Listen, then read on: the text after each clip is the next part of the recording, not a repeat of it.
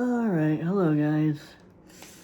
Alright, now we are up to part, I guess technically 3, but this is the second long part. This might actually be the end part. There may not be much more to go on from here. Give me a minute.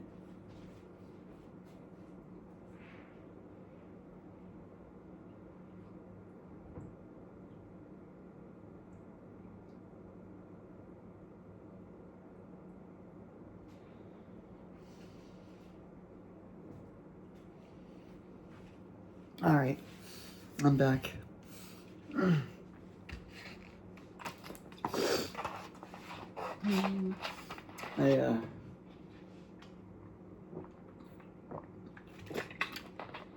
just wanted to hit my vape, but I didn't think it'd be appropriate to do it on screen. I don't know. I don't want anybody to say I'm encouraging anything, even though I'm an adult. And I'm doing a legal adult thing. And this channel is never, and never will be intended for children, so. But anyway.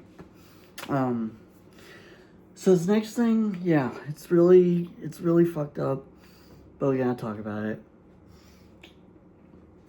And I really kind of even don't want to, because in a way it's like we've been over this over and over again. But unfortunately, yes, once more, we have to talk about Jew hatred. God damn it. It's the gift that keeps on giving. It never goes away, unfortunately. I mean, it's like, it's so funny how,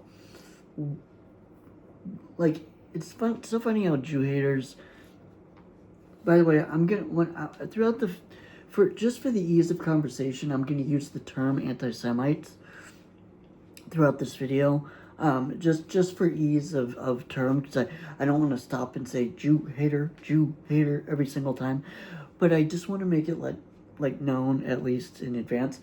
I don't like the term anti-Semite, and I think it's a stupid, outdated, ridiculous term that it doesn't even make sense if you think about it, the way it works, because it's like the idea that Jews are Semites, that there's Semitic people. There aren't. The idea that there's like Semitic peoples is also from the idea that there were Aryan people, and I don't mean that in the little mustache man ideology version. I mean, even historically, people it was believed there was a group of people called the Aryan people who invaded the Indus Valley, and that's modern day Indians, and then the little mustache followers, the little painter with the little funny mustache, his followers, they believed that those Aryan people had at one point separated and gone into Europe, which there's no evidence for, but interestingly enough, there's also no evidence of an Aryan invasion of the Indus Valley. This is something that was literally taught in history books as fact. When I was a kid, we had like an encyclopedia. I used to love reading, and I still do. I used to love, as a kid, I would scour encyclopedias, especially like on a Shabbos afternoon, where there's not much else to do, right? I'd read and read for hours. I mean, I'd go hang out with my friends and stuff too, but like, I'd love to read, and so, it's interesting, because as a teenager, I had friends, but I also spent an awful lot of time alone. And then when I got into my 20s and I started going to college, yeah, by the way, the reason I'm moving around so much is, I don't have ADD or anything, but I can't stand still. Like, especially when I'm doing these videos, I get very animated. Like, and when I'm talking on the phone, like, especially if it's like a really in-depth thing, I have to move. It's a quirk, whatever. Maybe it's an NVLD, like, thing. I don't know. I don't think it is, but anyway.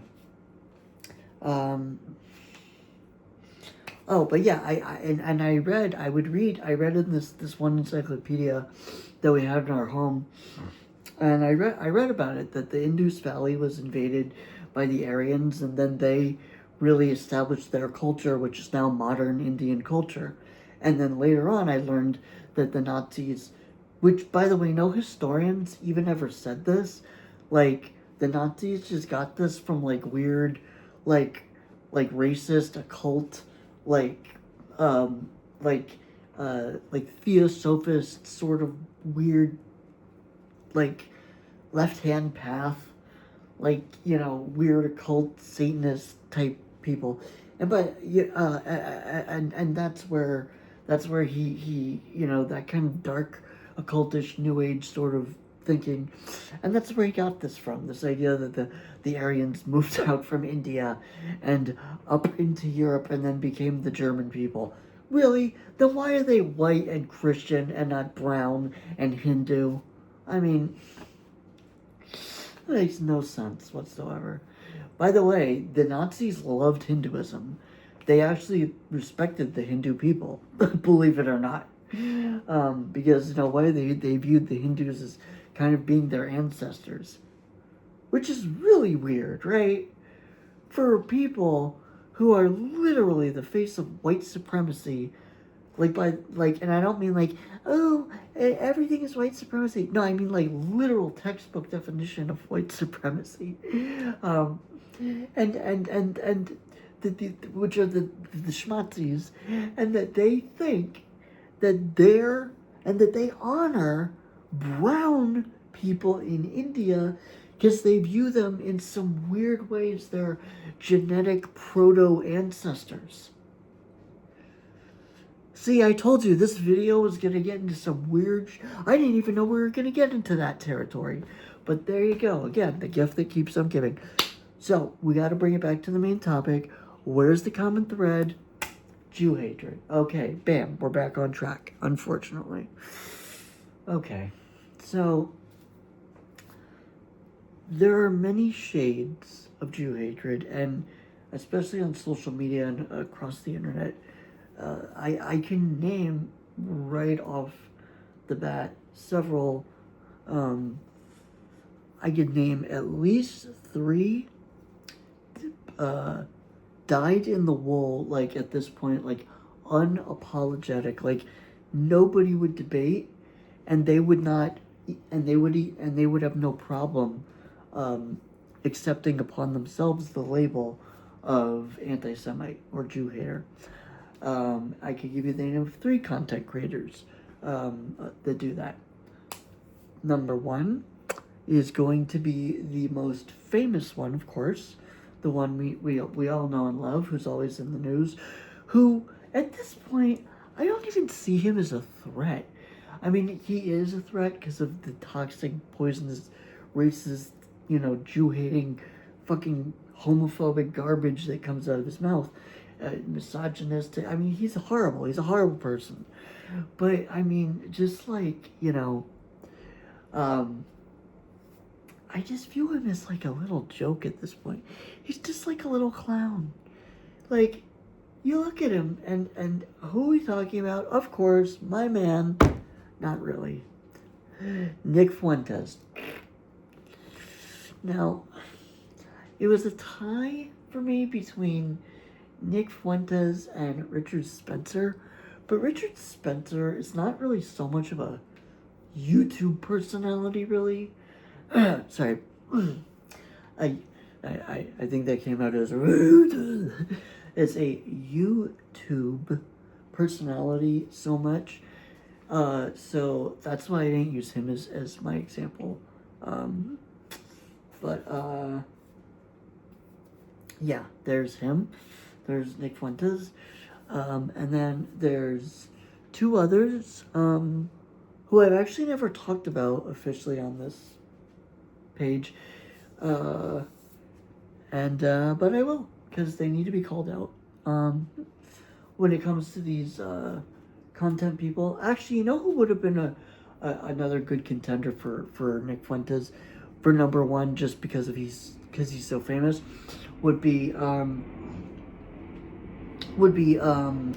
Andrew Tate, the known human trafficker, womanizer, Jew hater, and a homophobic, misogynistic racist. Yeah, that guy. The guy who's literally the worst of the worst that you could possibly think of. Um, yeah, because he's a Jew hater as well. And he's a content creator. So he may have been a little bit more appropriate. But his whole thing is not about Jew hatred. The way Nick Fuentes, a big part of his whole persona is that he's this big anti-Semite. And this big proud anti-Semite.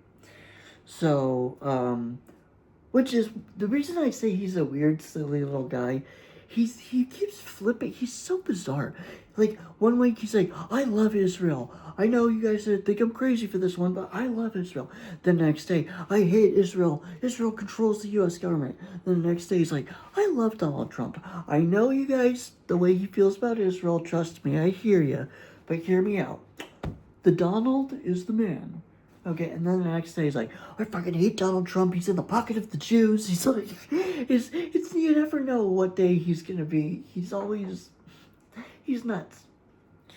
But there's two other people I want to bring up.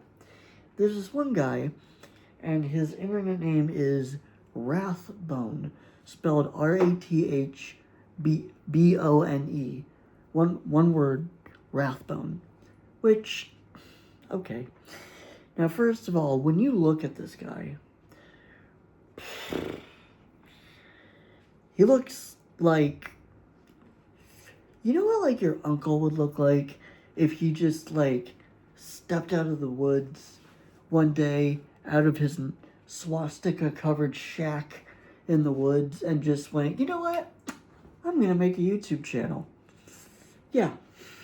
This guy's got this crazy fucking hair, this crazy beard. He looks like, and he's got this weird look. Like, it's like there's just something about, and I'm not trying to say he's he's so ugly. I'm saying, like, he has this look. Okay, yes. At first I was taking some low pot shots. I admit it, fine. But he's a Jew hater, so fuck him. I don't care. But what I will bring up, that on a more serious level, and I'm not clowning around, if he has like this weird glazed look especially when he gets into the topics that he's really passionate about, he's got like this glazed look, like, it's just it's like, it's weird. It's almost like his it's like in his head, it's like he becomes like entranced, as he's talking about it. It's very weird. If you look at his face, particularly his eyes, the way when he talks about anything else, and then when he talks about the juice, or the J people, or the little hats, or the curly cues, or I don't know, whatever fucked up euphemism he wants to use. Now, the thing with him, it's interesting. I used to see him as being more like one of my, as I like to jokingly call my chief rival in denial, the proud gay Palestinian, even though, as I always bring up, if you were to try to be proudly gay in Palestine, you would be executed. So I don't know how he's going to work that one out. But in fact, many Palestinians run away from Gaza to Israel to escape being killed by their families, who are ashamed because they now found out that they're gay, and that's not okay in Muslim society. If you don't believe me, in fact, don't take my word for it. Just go ask Hamas. Just go right ahead. Just go ask. Just go look up.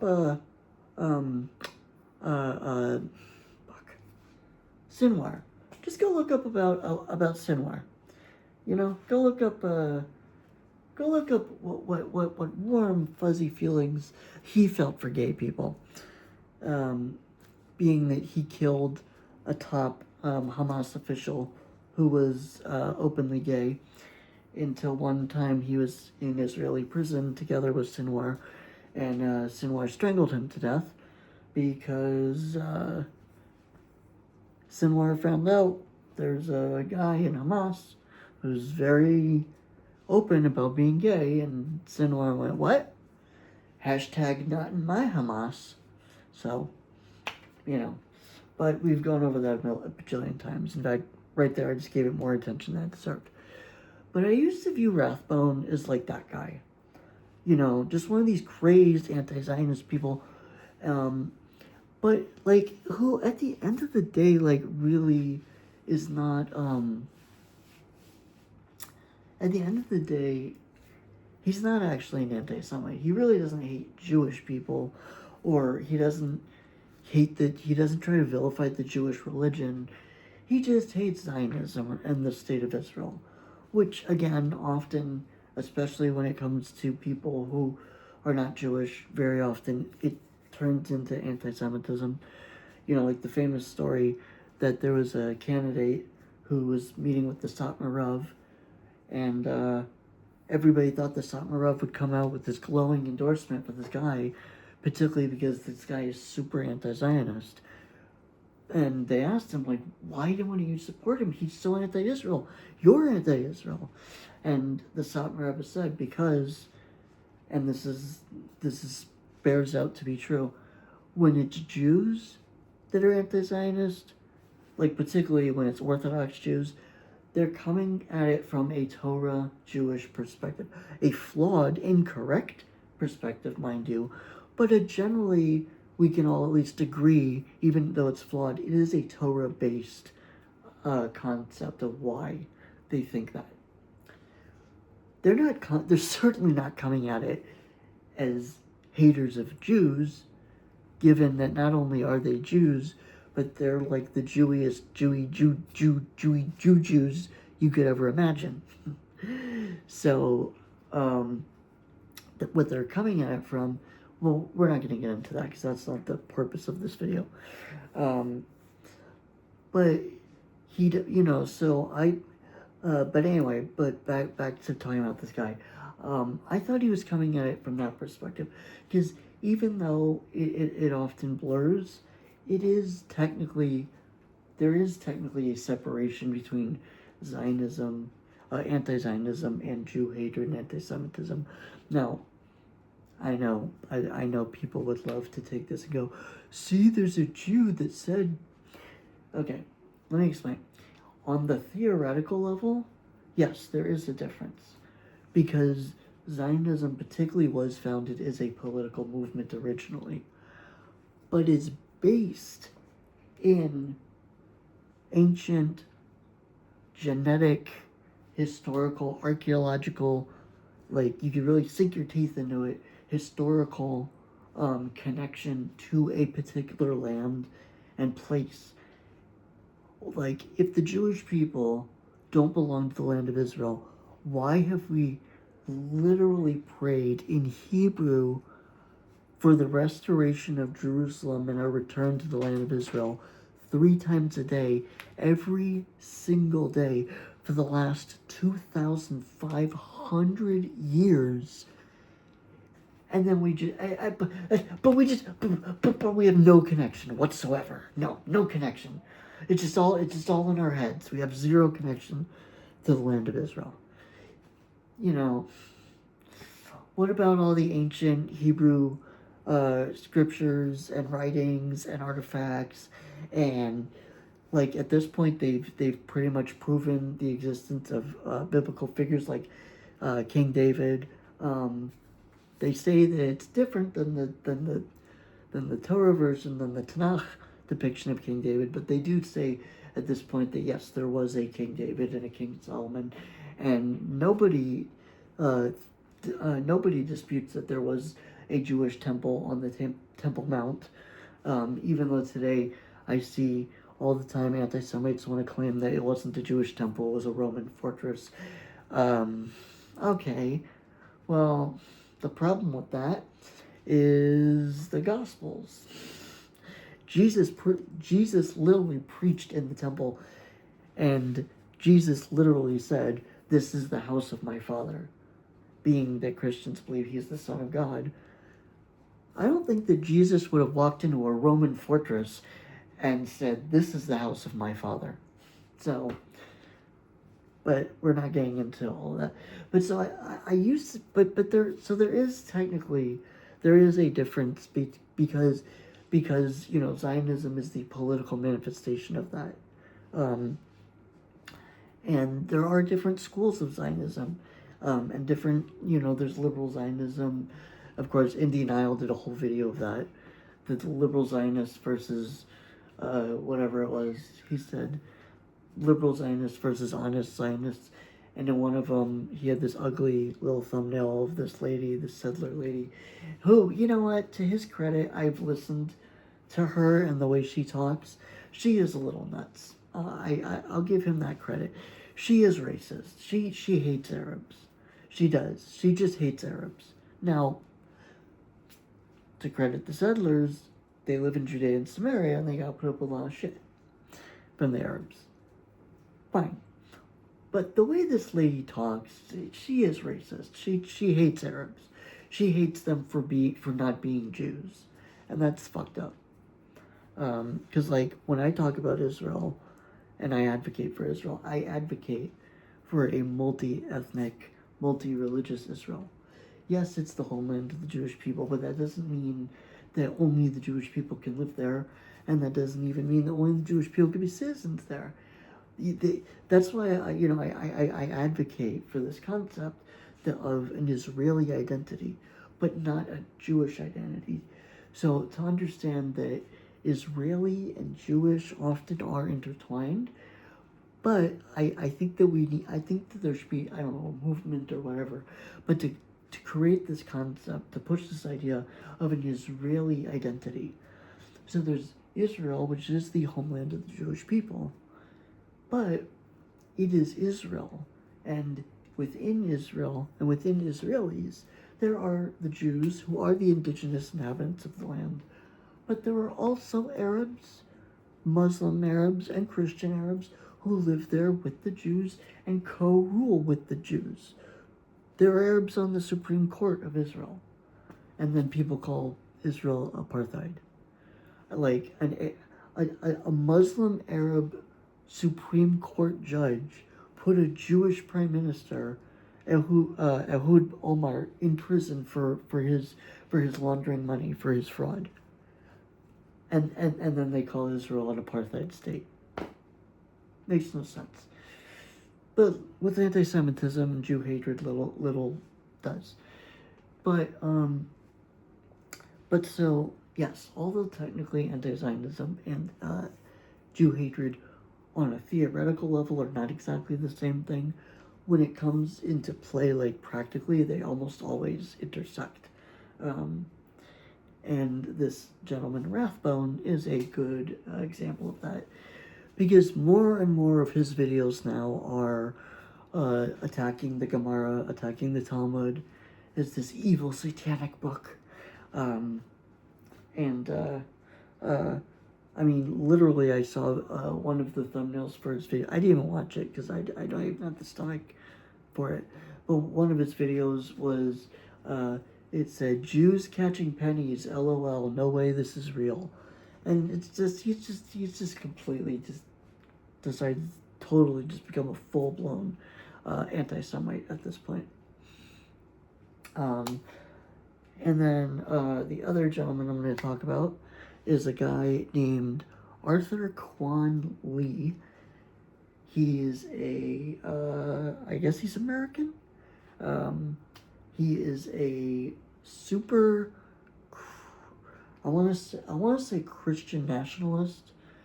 He believes in this like very old world sort of warrior spirit, kind of like noble Christian warrior sort of spirit, like Bible in one hand, sword in the other to fight the enemies of Christ.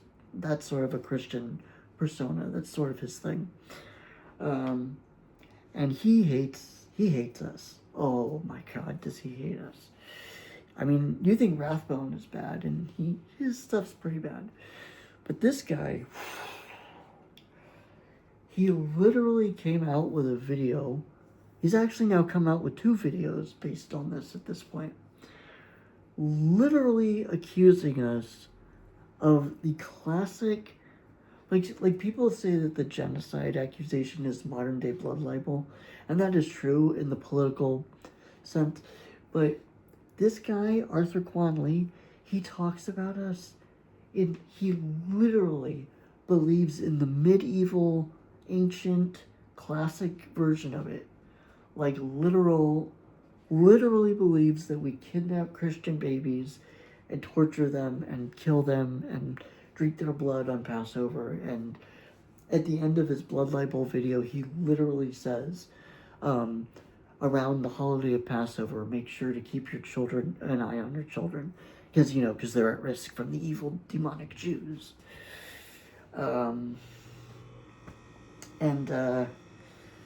Yeah, it's pretty fucked up.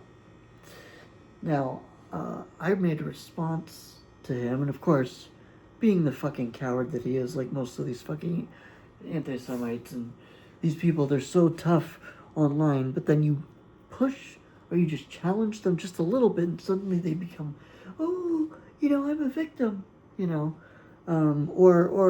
all of a sudden they just run away. They just run away like the cowards they are. So, of course, he wrote, oh, LOL, I'm not reading all that. Of course he's not going to read all that because he's a fucking coward, because he has no spine. As much as he likes to hold himself up as this Christian warrior fighting for Christ, he's a fucking spineless jellyfish, just like all Jew haters and anti-Semites. And if he's watching this, good. Fuck you, dude. By the way, this guy literally says things like, women like to be put in their place. Like, when you go up to women and you're like, your place is the kitchen, and to have babies, he's like, that's normal and natural, and women actually, even though they may say they hate it, they actually like it. That's the kind of person we're talking about. So, we're not talking about we're talking about somebody whose brain is pretty far gone already at this point. So no, I'm sorry, Mr. Arthur Quanley, Mr. Lee, I'm sorry, but no. Jewish people do not eat babies and drink their blood. Yeah.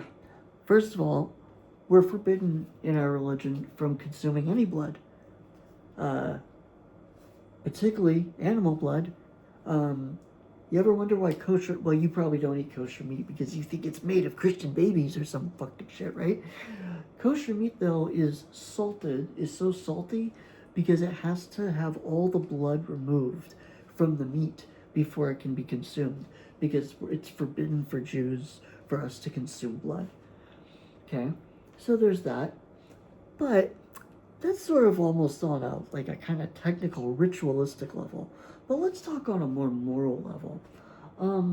I don't know if you've read the Bible. Well, you claim you have, right? That you've read the Bible.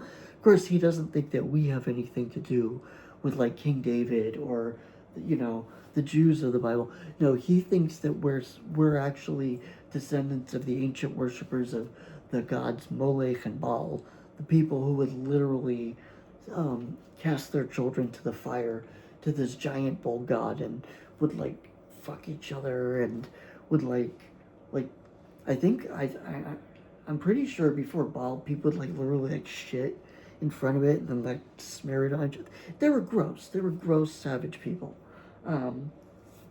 And he thinks that modern day Jews, that we're all actually descendants of those evil idolatrous people, and that the people talked about in the Torah, like the prophet, Jeremiah and King David and Moses and all those people, those were actually the Hebrews or the Israelites or whatever, right?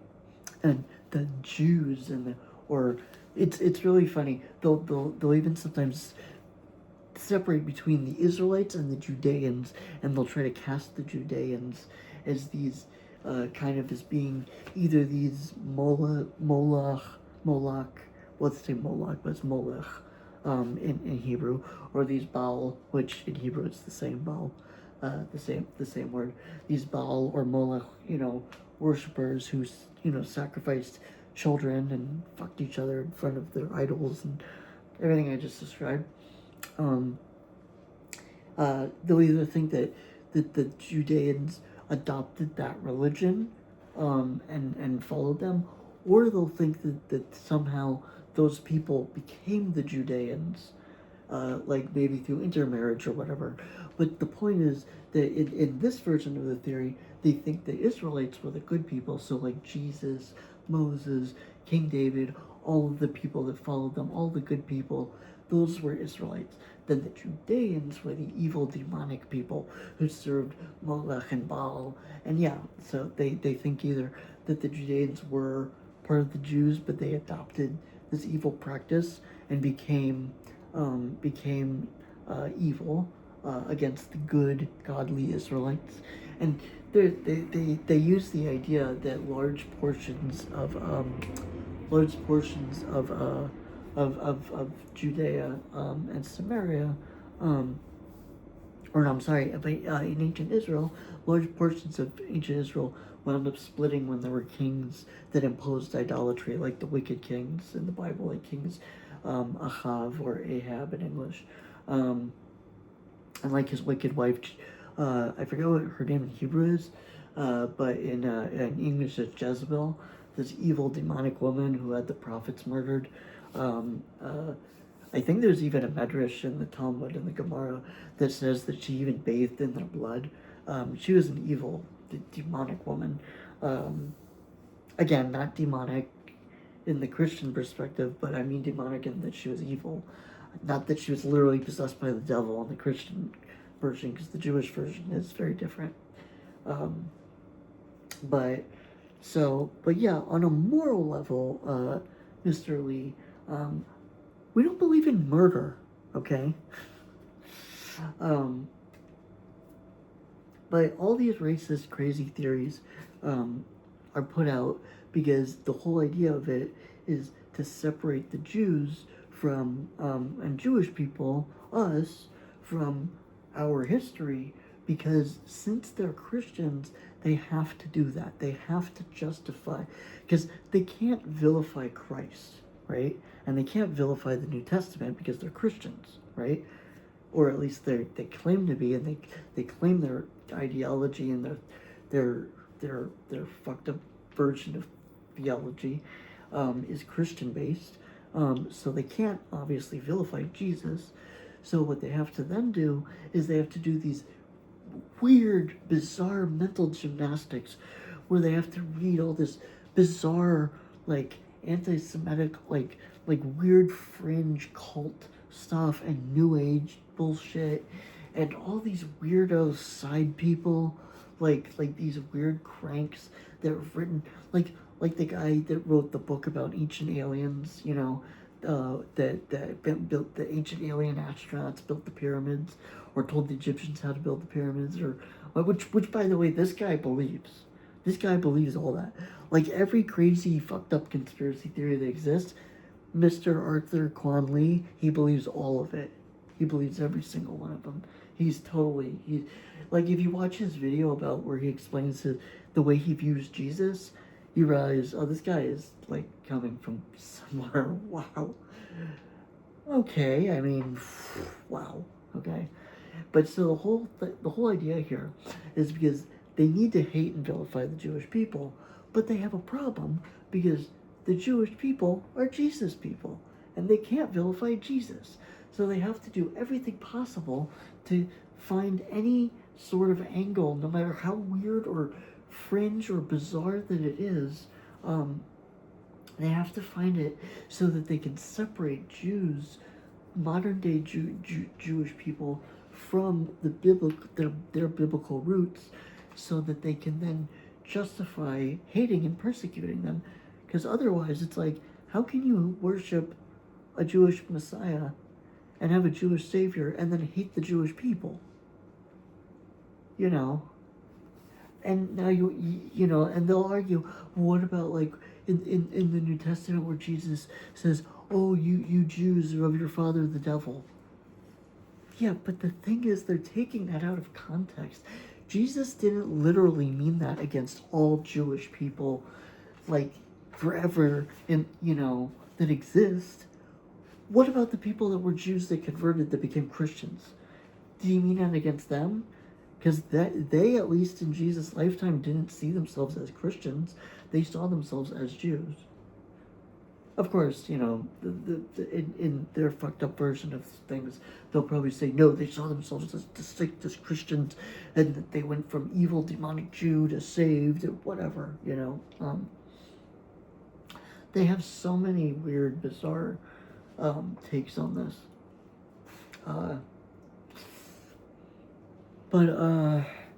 But that, you know, but in essence, that's why they do this. Why they go through all these bizarre beliefs, and they follow all these strange trends, because, you know, they need to do that. Some of them don't do that. Some of them are really bold, like the like the neo-pagan ones are like, yeah, Christianity is bullshit. It's a Jewish invention created to control the goyim. And I'm going to talk about that word in a minute. Well, you know what? All right, we're already on that. So, you know, let me finish what I'm saying with that. And they'll say, like, we don't believe in that. We believe in our ancient Germanic heritage, or ancient Nordic heritage, or whatever weird bullshit they want to believe in, you know. So they're more honest, and they don't have to separate the Jesus from it, because they're like, yeah, we don't care. Jesus is a Jewish invention. We don't need that, you know. And a lot of people say that if you really analyze the writings of Hitler, they say that even though he called himself a Christian, a lot of his writings at heart seem to say that he was more like the neo-pagan sort of Nordic or you know, neo-Germanic or Germanic pagan sort of pre-Christian sort of belief, and that he only called himself a Christian just so he could appeal to the masses. But yeah, so, you know, no, we don't kill babies and drink their blood and all this insane bullshit. It's really so weird, right? Because it's scary. It's scary. It's sad, but it's also just mind-boggling. Like, what is happening? Like, you know, I know a lot of people are gonna go, "Wow, Moshe, it took you 36 years to come to realize this." I used to be of the opinion that people, generally speaking, are okay as long as they're okay. If they have what they need to be comfortable, most people are calm, decent, rational folk. Most people are not these crazed, insane lunatics that have all these bizarre ideas and that want to go out and do all kinds of crazy things, and terrorism and religious extremism. Yeah, all of that stuff exists, but it's on the fringe. And the majority of people, at least at heart, if they're comfortable and they're okay, they're decent, good people. You know, I used to really believe that. I still want to say I believe that, but now at this point, honestly, I'm not so sure anymore. Because when I've seen the left become so crazed with anti-Israel, I mean, now we're going to get into the thing about Jeffrey Epstein. So, of course, particularly because Jeffrey Epstein was Jewish by heritage, and many of the people on his clientele list are high-profile people, many of them Jews, the anti-Semites are having a full-on rage boner, a full-on Jew hate boner. I mean, they are just creaming themselves with just, yeah, because they think that they've been proven right. And every little crazy, wild, insane angle and take on this that comes out about it, they immediately are gobbling it up and spreading it everywhere. Every single thing, every little bizarre, terrifying, crazy, wild thing that's coming out about this, before it's even verified or there's anything, they're like, oh my god, yeah. And it's like, hey, you know, there's this thing that, like, Jeffrey Epstein, like, he might have, like, sort of met with a rabbi oh my god, he met with a rabbi, oh my god. Like, you know, that's the reaction. And some of them are just so. Here's one of them that's come out, which is possibly the most famous one because it's just the most disgusting. And let me just say, if you don't want to hear something really, really, really, really, really, really, really gross, especially if you're eating, don't listen. And by the way, this is towards the end. I'm wrapping up the video at this point, and this will be the last one, the end of it. So it's gonna be these two big ones and the small one in the middle. So yeah, this is really gross. But okay, here it goes. Apparently, some guy claimed that they were on a boat with Jeffrey Epstein and some of his clients, where they killed. Oh, I'm sorry, I can't say this on YouTube. I've already said it, so sorry, YouTube. So, all right, no, they didn't. They didn't kill. They didn't. They did not kill. Nobody was killed. Everybody is alive and perfectly okay. What I meant to say was they unalived. This guy claims he witnessed them unalive a baby. This is so gross. I mean, I almost feel like nauseous even thinking about it, but they apparently unalived a baby. It's so gross to even just to say it is. Ugh. They apparently cut it open. Ugh. Oh, this is so. I just feel so gross even just saying it. Even if there's no camera, even if I was just talking to like someone casually, I feel so icky. Thank God I'm gonna go take a bath after this because this is so nasty. That they cut open. Ugh. Why, God, why? They cut open the intestines and then.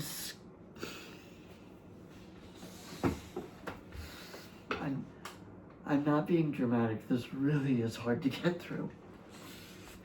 Okay, I'm just gonna grit my teeth and bear it. Here it goes. I'm just gonna bulldoze through this like a champion, okay? Mom, if you're up in heaven, please close your ears. They apparently cut open its intestines, scooped out its feces, and ate it, and put it on crackers and ate it like it was caviar, like it was a topping, a fancy topping. Okay. Oh my God, that was so disgusting. But anyway, this accusation has been backed up and verified by nobody. So there was literally just this one guy. There's no physical evidence. There's no DNA. There's no story of a baby going missing that they could point to, of any woman going, oh, that was my child, like, witnessing. Nothing. There's just a story by this one weird fucking guy. So, okay. Then there's another thing, which I'm going to point out, and this is going to be very quick because I want to wrap this all up, but there's a famous picture, and it was shared in the files. Again, that was in the files. All of this stuff that I'm saying, it is coming out of the files, but I'm saying it's being taken by the conspiracy people and the Jew haters. It's being taken and spun way out. Like, for example, another thing that's in the file, it's pretty much indisputable at this point that Jeffrey Epstein did meet with, Jeffrey Epstein did, in fact, meet with Israeli Prime Minister Ehud Barak and had quite a cozy relationship with him. Okay. I'm not going to deny that. It was in there. And I'm going to get to that at the very end.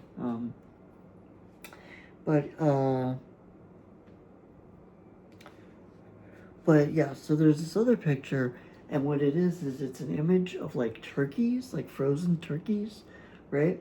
2 frozen turkeys, and in the middle, in between them, is a baby, a human baby laying there. It turns out people have looked into this.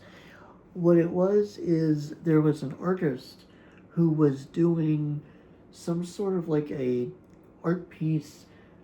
He was like one of these really hardcore vegans, and he did this as an art piece to say like this is like eating a turkey, a frozen turkey, is like eating a dead human baby. It's the same thing. That's what it was. Now, of course, all the crazed and lunatics are like, oh my god, the Jews kidnapped a baby and they ate it like a turkey because that's what they do because they're these evil monsters. They eat babies and all this crazy stuff, you know. And it's just unleashed just this the tidal wave of this shit. And you know what the thing is? Unfortunately, there was no way to stop it. Now, of course, see, the Jew haters, of course, what they'll do is they'll take little clips, if any of them are watching this, and they'll go, oh, see, a Jew, he said there's no way to stop it. That means they knew that we'd find out eventually. And even when I'm saying right now what I literally just said in mocking of them, they will take and play back and use as evidence. That's how stupid they are. That's how insane they are, and how much they have to grasp at every crumb and every little straw. But, look, at the end of the day, what it all comes down to is when it comes down to the whole Epstein and all of that. Look, Epstein was a man of Jewish heritage, genetically. You know, I'm sure being a Jew, he probably even had some little bit of cultural, like, you know, maybe he liked bagels and whatever. Maybe he was even proud of his Jewish heritage, perhaps. But this man was not a religious Jew. This man was not a Torah-believing, God-fearing, mitzvah-observing Jew. This man was not a kosher-observing, Shabbat-observing Jew. This man was not a Jew who believed in God, who prayed, who practiced tzedakah, charity, acts of chesed, which is doing acts of kindness. This is not a person who was motivated by a life of wanting to do good for people, you know, and wanting to do kindness. This is a person who was evil and demonic. Well, no, I don't want to say demonic because then you're gonna get into all the Jews are demons. Oh. So let's try to keep, like I always say, let's try to have simple, honest language here. So this is a man of Jewish heritage who may have even been very culturally Jewish. I'm not gonna deny that. I mean, look at Woody Allen. Woody Allen is culturally Jewish, and he's a fucking scumbag who raped his teenage niece. He's a dirtbag. He's a piece of trash. Yeah, there's another guy. I think it's there's Woody Allen, but then there's also another guy, Andy Dick. Andy Dick, I think, is also by descent and heritage. I think is also Jewish, and he's a piece of garbage who raped children, and he's a dirtbag. He's a scum. He's garbage too. So the thing is, you have these people like this, okay? They're people of Jewish heritage, but these are not people who are guided by the Torah. These are not people who have Hashem in their lives, who have a relationship with God, who learn Torah, who pray, who go out and feed the homeless and give tzedakah, give charity, go out and do kindness, volunteer for soup kitchen. These are not people that are guided by a life of holiness and righteousness and justice and godliness. These are people that are consumed by their lust, by their selfishness, their greed, their ego, and their evil. And, like, ultimately, what is evil at the end of the day? In the Jewish perspective, since this is a Jewish channel and it's called the Disgruntled Yid, for God's sakes, what is the Jewish view of good and evil? It's not that there's good and then there's evil and that they're facing off in this epic battle. there is actually a battle and a struggle, I should say, is a better word than battle. There's a struggle between, it's not like a war, like, we're going to war. No, there is this constant jostling and bumping together and struggle back and forth between good and evil. But ultimately, unlike Christians who believe that evil is this real concrete thing, Jews, we don't believe that evil is this real concrete thing that actually exists. Evil is just a shadow of good. It's just darkness. Just as darkness is the absence of light, evil is merely the absence of good. And that gives us tremendous hope. Just like Rabbeinu Zal, Rabbi Nachman of blessed memory, the Tzaddik Yisayid Olam, just like the Nachon Neveh Makor Chochma, just like which means the ever-flowing brook, because he has Torah teachings on like every aspect of Torah, so he's like a flowing brook. That's why we call him Nachon Neveh Makor Chochma, the ever-flowing brook, which is a reference in Tehillim from the Psalms. I don't remember exactly where, but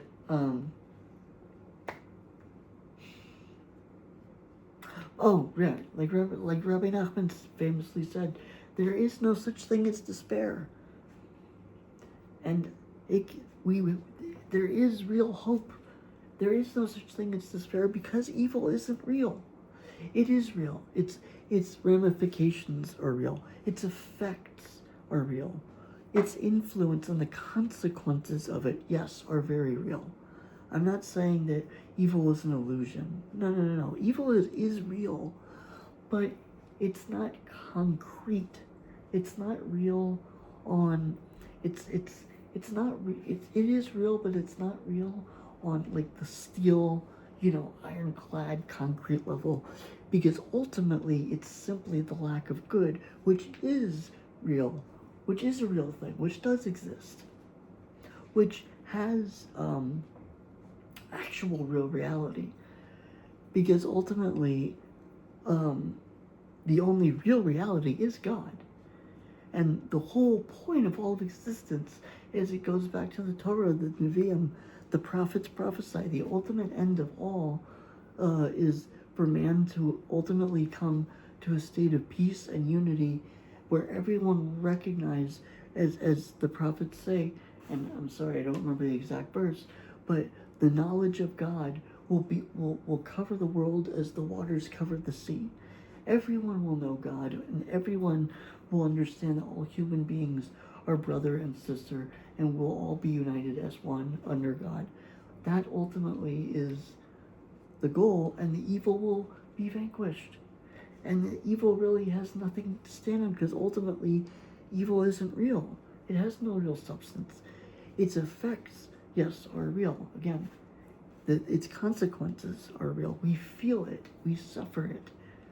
But ultimately, its existence at its core is not. It has no ultimate existence. It has no staying power to ultimately the point where it has no permanent nature. Therefore, it can be wiped out. In fact, it's not even that difficult I should say, it's very difficult to wipe it out. And I'm saying, it's not like it's some big wall of demons who are declaring war on God.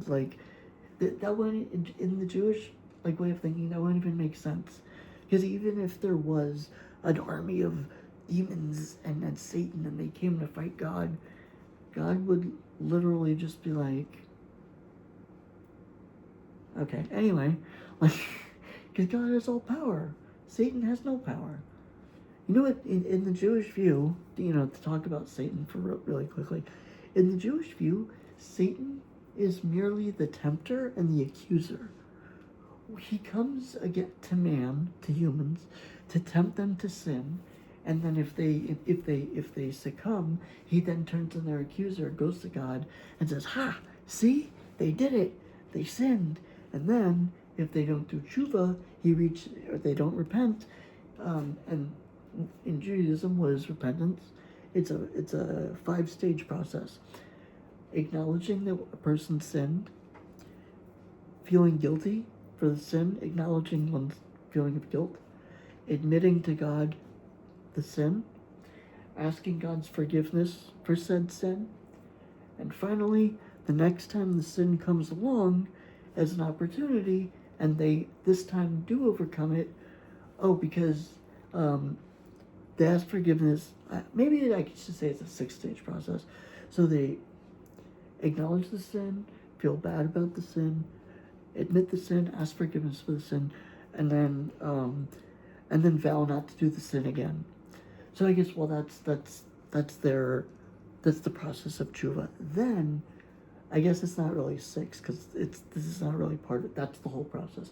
Then after that process is done, when the opportunity to do that sin again comes, and this time they do stand strong and say, this time, no, I will not sin.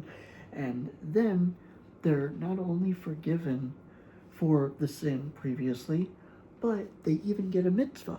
They even get a reward, a good deed, because it's a good deed to repent for your sins. So it's like a win-win every way you look at it. Their evil gets erased, and they get rewarded, or we get rewarded.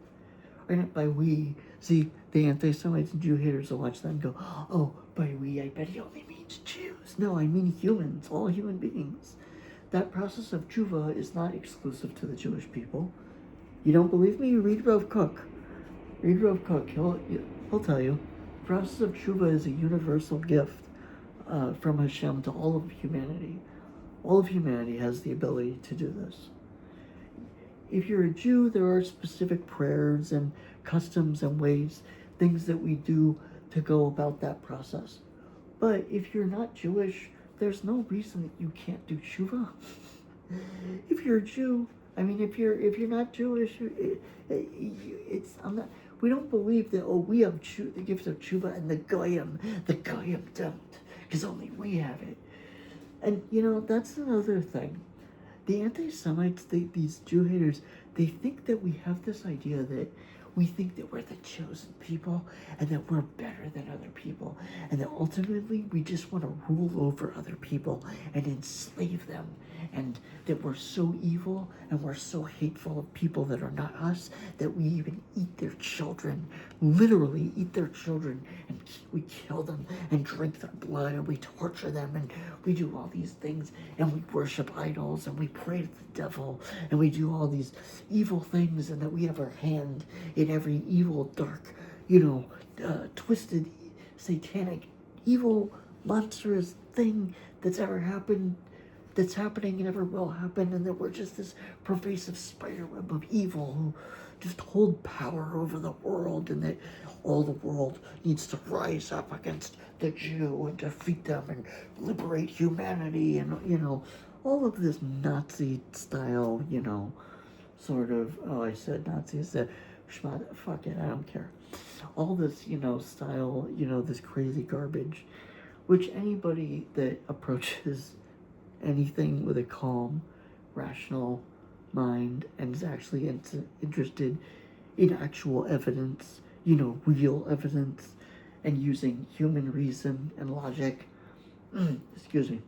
human reason and logic, my sinuses again, we'll see, obviously, that these things are insane and that they're lies and that they're the beliefs of hateful, crazed individuals. But I'll admit, as a Jew, it is sad and it is very depressing. I'm not gonna lie. After I saw that video by that guy, that blood label video, it kind of messed me up for a little bit. It really stung. Because I'm like, I can't believe that people actually believe this. I know that they do, and like I always say, when they say we hate you and we're gonna kill you, believe them. They're not fucking around. They mean it. But it's just so, like, why? How could, because that's basically saying, think about it. Don't think about it like it's like, Jews. Think about it like on an interpersonal level, what that's really saying. Let's say that you're a Jew. I'm going to end off with this. I'm going to address my fellow Jews here, okay? If you're a Jewish person and you're watching this, think about what that really means. that means that this person actually thinks that you and I, right, that we kidnap babies. Okay, I'll take a, let me get my thing. My little, where's the thing? Oh, toy. Oh.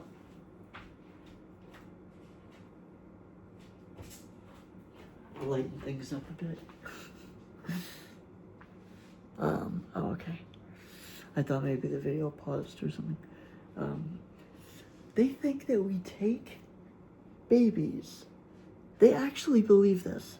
That we take little baby, you love, little cute little baby. That we actually take them. And then we skin them alive. And then we eat them. Or we hang them up for days by their feet. And we torture them.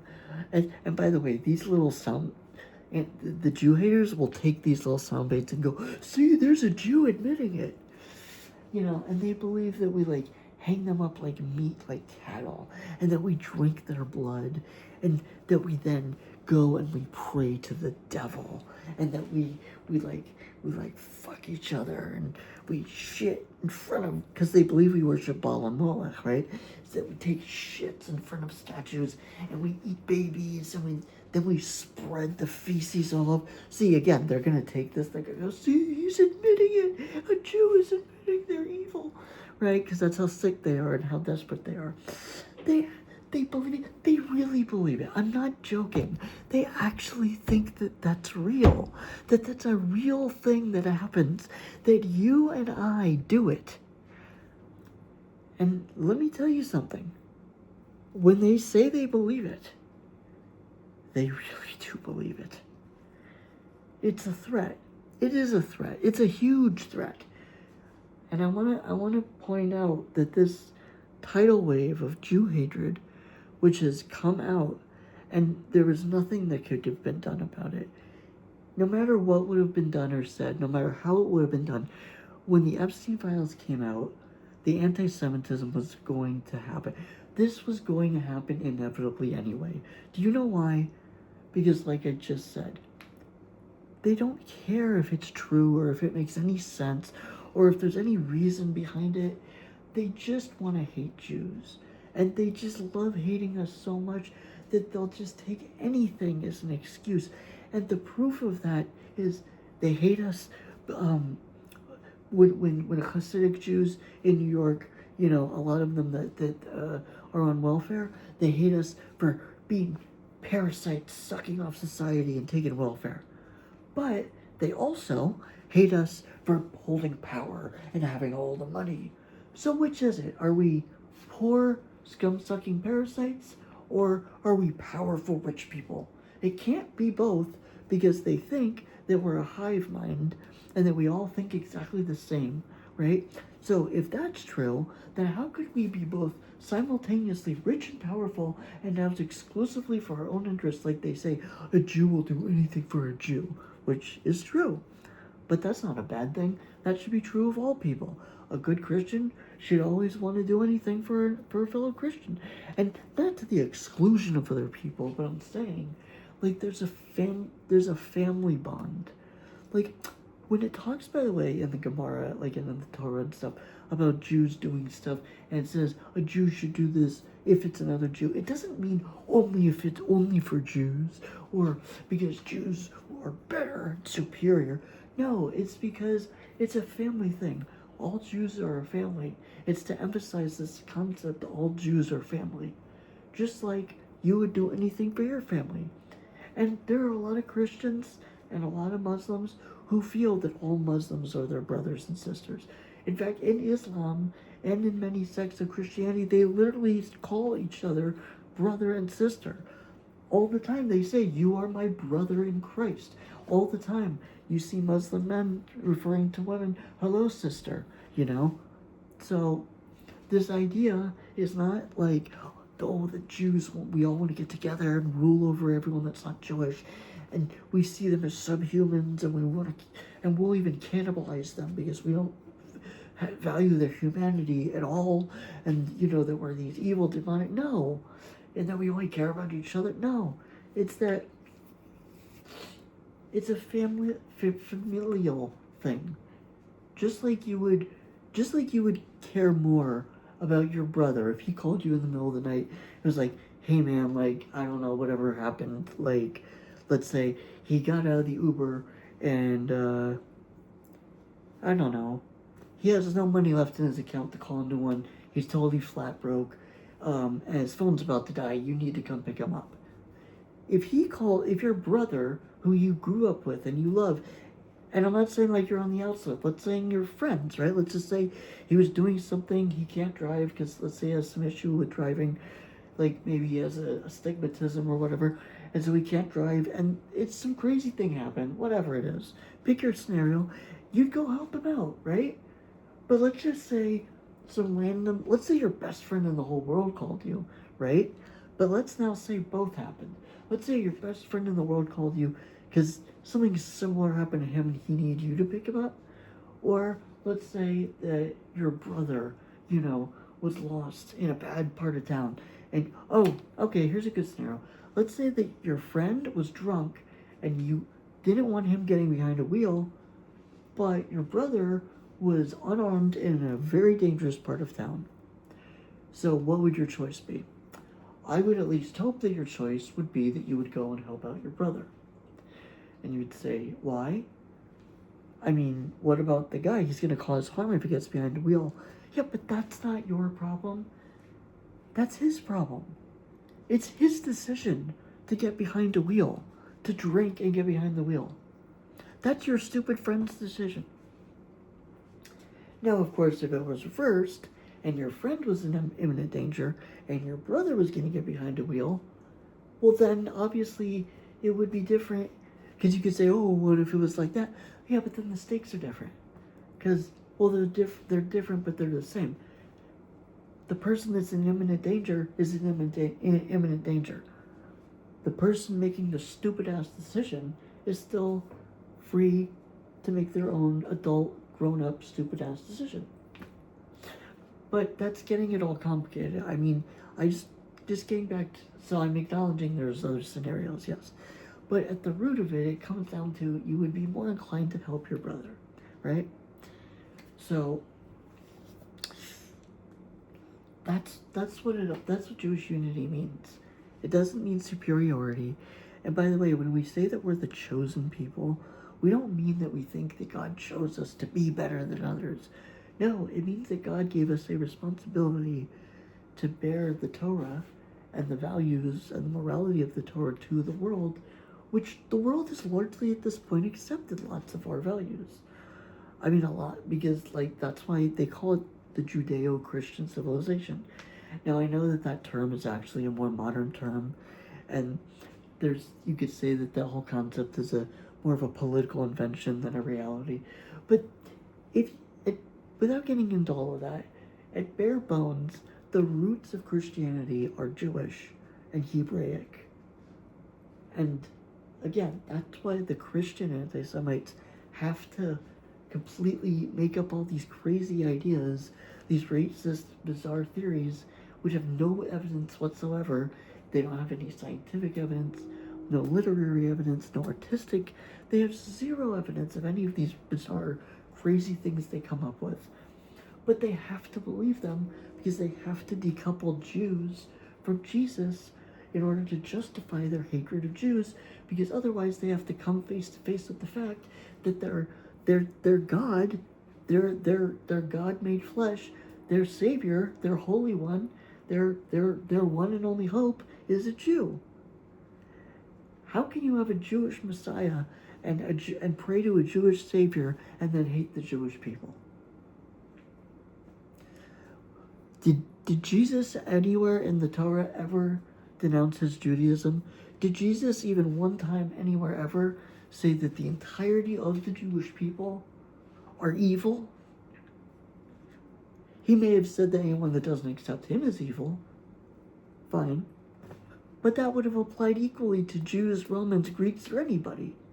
It would, even if you want to argue, well, he said that anyone that doesn't accept, which he never, by the way, in the Gospels it never says that, but we won't get into all that.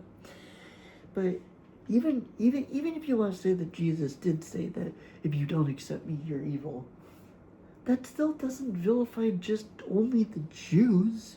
That would vilify equally anybody that doesn't accept him.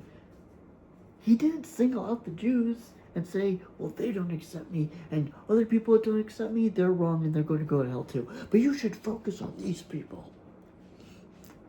He never did that. And like I say, the verses that they use, like, well, he said you're of your father the devil.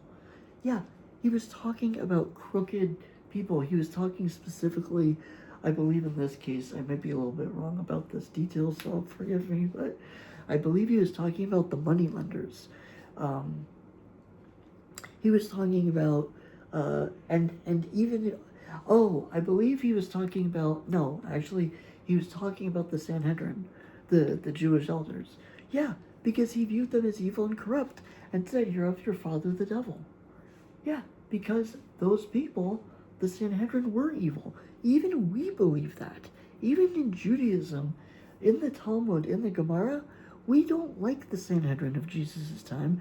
And in fact, Caiaphas is actually referred to as in the Talmud as Caiaphas Hakof, as Caiaphas the monkey, because he was considered to have been a fool and stupid.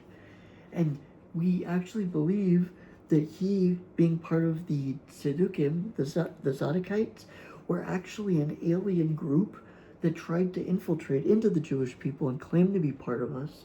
And they actually usurped the priesthood from us with the backing of Rome.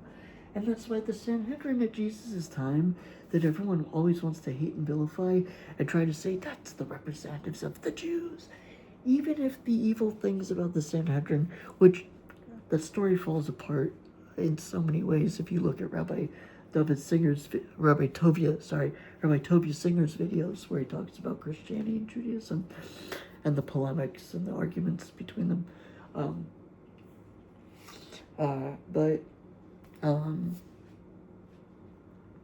But even if you want to say that the Sanhedrin of that time really truly were, evil, okay, we would still not be the evil ones, because the mainstream Jewish people didn't want them. They were forced upon them by Rome.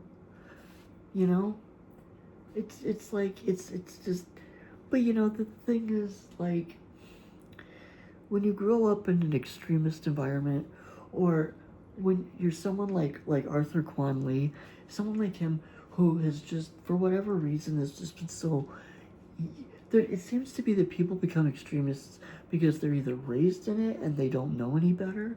Like, for example, a lot of Palestinian people believe in the lie of Palestinianism. They really believe it because they've been brought up with it. At this point, it's not something that they really know is a lie, but they say it anyway. They believe it at this point because they've been raised in it. And that's why it's so much harder to fight something that someone's been raised in and believes with all their heart from birth. But then there's also people who are pushed aside, who are nobodies, who for whatever personal reason are just complete and abject failures in life. And they just psychologically, they just can't accept, they just can't live up to the fact that they're just complete fucking losers and they just made really bad, dumb fucking choices. So they have to do everything to push away their guilt, to take away psychologically the burden of admitting their own responsibility, and they have to find somebody or something else and blame that and accuse that of being the real reason for their failures.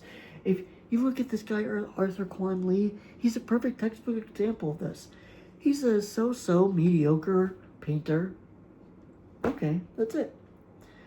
But because he's only a mediocre painter and he's not this big, giant, famous artist like he believes that he should be, he therefore has to find an enemy and a person. So, of course, he, I guess, either through exposure to extremist groups or reading or whatever, he read into, a lot of people blame, from all kinds of different groups and ideologies, blame the Jews. There must be something to that. And then since he already had this thing that he needed to find a bad guy, he found the Jews, who a lot of people hate Jews. Again, that's something that the Jew haters use against us. Well, if you guys aren't evil, then why do so many people hate you? Which is like saying, well, there's a lot of Arabs that hate black people and view black people as like basically subhuman, and there's a lot of white racists that also view black people as being subhuman. That doesn't mean that there's something inherent about black people that's bad. That just means that there's a lot of Arabs and a lot of white people who are racist towards black people. So, like, it's like, there's a quote that I said in a comment a while ago to somebody. I made this comment, I said, well, there's something I read, it said, they say, they don't accuse us of committing genocide because we're Jewish. Or no, they don't accuse Jews of committing genocide because they think we're actually doing that. They accuse us of committing genocide because we're Jews. A lot of people, they come from, again, either an extremist background, or if not, they pick up on it, and again, people that are failures, they're losers, they glom on to these extremists, and the extremists, they want more extremists, so of course they welcome anybody and everybody that even a little bit agrees with them. I mean, this guy's he's a Christian warrior person, he's clearly not an Islamist. He's clearly not an Islamo supremacist. But I bet he glazes Hamas. I'm sure that he thinks Hamas are these great, wonderful heroes, and he absolutely loves them and adores them, even though they would literally murder him because he's a proud Christian. But see, that's the thing. It doesn't matter. Even though these groups hate each other, when it comes to hating Jews, they all unite. And why is that? It's because Jews have always been an outgroup. And it's always easy to hate an outgroup and to blame an outgroup as these mysterious other people. They must be the ones responsible. It's a very human thing rather than to take responsibility. It's a very difficult thing, both collectively and individually, to accept, to be a man, or rather, I don't mean to be sexist, but to be a person of character, have a spine, and stand up and say, yeah, I know I did wrong, and I accept responsibility, and you know what, I'm gonna work to do better, and then actually work to do better. Anybody could do that. But there are people who don't do that, who would rather take the lazy way out and blame, instead of, oh, maybe I'm just not a very good artist, or maybe I'm okay, or maybe I should find a talent in a different area. No, instead it's the Jews. They're the reason that I got canceled. They're the reason that I'm not good. It's not, can't accept responsibility. And the more these people feel dejected, and the more these people feel stepped on and squished by society or the weight of their own failures, whatever it is, the more they feel like that, the deeper their hatred is, and the more it boils. The more pain, and I'm not saying their pain is false or illegitimate. They might really be people who are suffering. And the more they suffer, the more that hatred burns in their heart. And that's why it explodes. And you have videos of people who come up with stuff like, they go from, oh, it could have gone from, well, maybe I'm not a very good artist, and maybe I should look to something different. It morphed into, oh my God, if you guys heard, Jews literally eat babies and worship Satan. And that's why that happens. So this has been a very, very long video. I'd be very surprised if anybody watches it. But, hey, if anyone watches it, I hope they'll learn something and get something out of it. If nobody watches it, hey, I needed to vent, because this was all really on me. But I gotta go get out my laundry, and I gotta go enjoy my night. So, anyway, thank you all for being with me. Thank you all for listening. Just to end off, I'll just say, at the end of it all, the whole thing with Jeffrey Epstein, he's an evil person. He's a scumbag. He did terrible things. And yeah, he was Jewish. And yeah, there are other evil people that are Jewish that did horrible things to children. But you know what? There's also a lot of evil people who are white Christians that did horrible things to children. I mean, excuse me, but have we forgotten about what the Catholic Church did? Which morphs and is, I mean, Jeffrey Epstein did a lot of shit, don't get me wrong. But the Catholic Church, its both reach and amount of time that it had and that it used to victimize people for hundreds of years all over the world, it makes Jeffrey Epstein and everything he did look like little peanuts by comparison. So you want to vilify the Jews as pedophiles? Look at the Catholic Church. And you know, I'm not hating on Catholics, so I'm not saying it's all Catholics, they're bad. But I mean, but the size of the scandal, you know. I mean, yeah, you have some dirtbags that were Jews. Jeffrey Epstein, Andy Dick, and Andy Dick may not even be Jewish, actually, I'm not sure. But Woody Allen, you know, fine. What about Francis Ford Coppola? Famous director, famously raped his underage niece. It's not Jewish. Like I just said, the entire Catholic Church, they're not Jewish. What about all those societies like Pakistan and Yemen, where they have child brides, where in Iraq, not long ago, less than a year ago, maybe even only like 4 or 6 months ago, they literally made a change in the law of Iraq that marriage could be as young to girls, a man of any age could marry a girl as young as 9. So that means an 80-year-old man, and I saw a video of one of these marriages. It was disgusting, you guys. It was an Arab sheik. Like, this man's half blind. Who knows if his schwanz even still works? This man's 80 years old, and he's married to this girl. She's 9. And he keeps touching her and petting her hair. Oh my God, it was so gross. What about those people? I mean, there's millions of those people. There's more of those people, and they're only a minority amongst Muslims, but there's more of those people than there are of the entirety of Jews. So, let's see.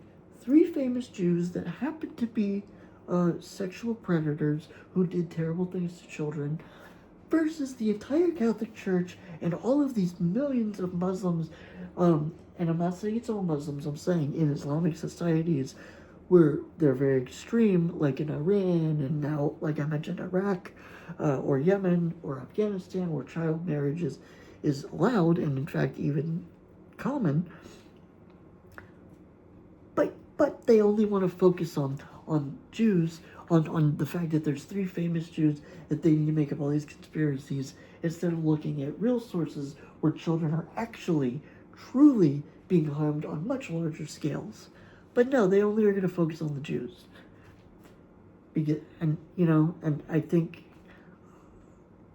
actually I didn't really intend to at the end there, but I think right there, I think I just debunked all that shit right there.